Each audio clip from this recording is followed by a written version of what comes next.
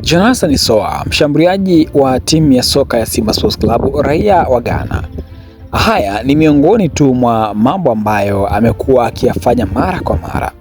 Soa alifanya tukio hili katika mchezo wa ligi kuu soka Tanzania bara uliowakutanisha Simba dhidi ya Azam, katika mchezo ambao Simba walipoteza magoli 2-0.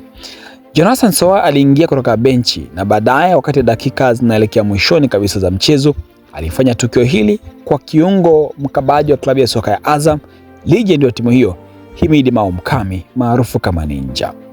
Baada ya tukio hili kufanywa na Jonathan Soa, watu wengi hawakuweza kuliona, lakini kupitia picha mjongeo za marejeo waliweza kuona tukio hili ambalo Jonathan Soa aliweza kulitenda katika mchezo huo. Mtizamo na maoni ya watu yamekuwa mengi sana kuhusiana na tendo hili la Jonathan Soa na kwa nini amefanya kitu kama hicho.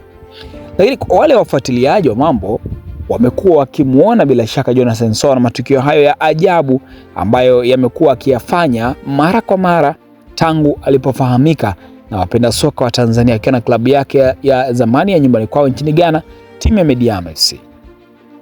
Sasa katika tendo hili ambalo alilifanya Jonathan Soa katika mchezo huo, bila shaka litakwenda kuambatana na adhabu kali, kwa kuwa kilikuwa ni kitendo hatarishi ambacho kwa bahati mbaya pia mwamuzi hakuweza kuona na kukitolea maamuzi katika mchezo husika, au ni kwa sababu alikuwa ameshaamua kwamba anakwenda kumalizia ama kupuliza filimbi yake ya kuhitimisha mchezo huo.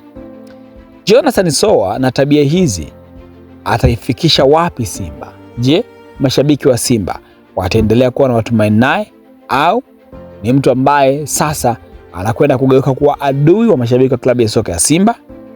Tuandikie mtizamo wako. Hii ni Travo TV. Mimi ni Mbushi Kwelasa.